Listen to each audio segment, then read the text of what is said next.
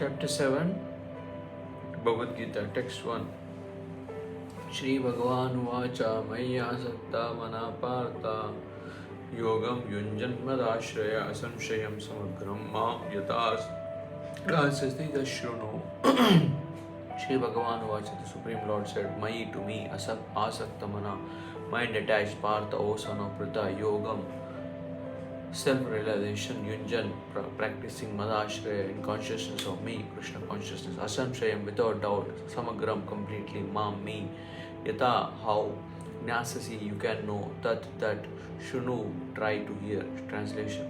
The Supreme Personality of Godhead said, now hear, O son of Pritha, how by practicing yoga in full consciousness of me with mind attached to me, you can know me in full, free from doubt. Purport. In this 7th chapter of the Bhagavad Gita, the nature of Krishna consciousness is fully described. Krishna is full in all opulences, and how he manifests such opulences is described herein.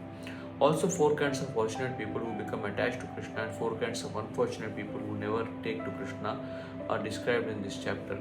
In the first 6 chapters of the Bhagavad Gita, the living entity has been described as non-material spirit soul capable of elevating himself to self-realization by different types of yogas.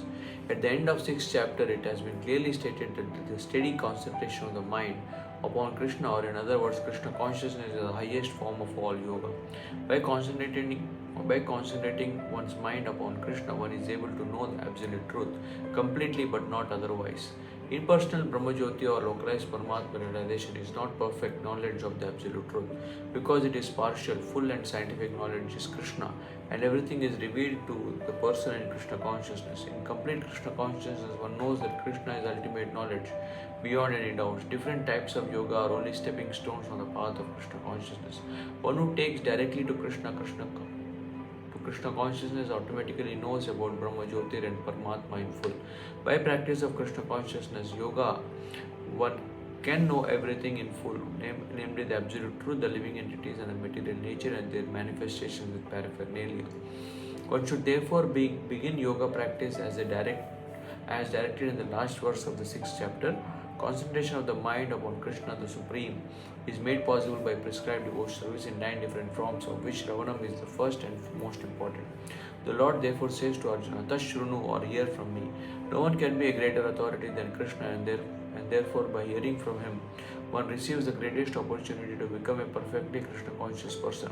One has therefore to learn from Krishna directly or from pure devotee of Krishna, and not from a non-devotee upstart, puffed with academic education.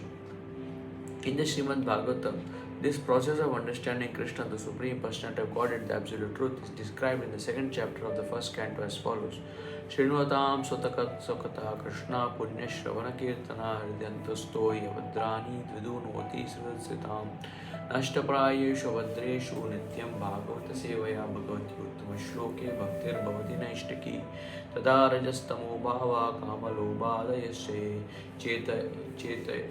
Chetayetayarana Vidyam Sthidam Sattve Prasidati Evam Prasanna Manaso Bhagavad Bhakti Yogata Bhagavad Tattva Vijnanam Mukta Sangasya Jayate Vidyate Hridaya Grantes Chidyante Sarva Samshaya Shikshiyante Chasya Karmani Drishta Evatmanishware.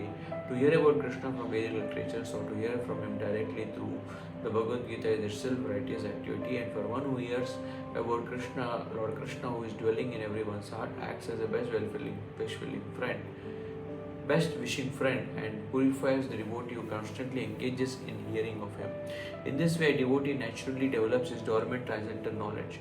As he hears more about Krishna from the Bhagavata and from the devotees, he becomes fixed in the devotional service of the Lord. By the development of devotional service, one becomes freed from the modes of passion and ignorance, and thus material lust and avarice are diminished. When these impurities are wiped away, the candidate remains steady in his position of pure goodness, becomes enlivened by devotional service, and understands the science of God perfectly. Thus, Bhakti Yoga severs the hot knot of material affection and enables one to come at once to the stage of Asamshayam Samagram, understanding the Supreme Absolute Personality of Godhead. Bhagavatam 1:2-17-21. Therefore, only by hearing from Krishna or from his devotee in Krishna consciousness, one can understand the science of Krishna.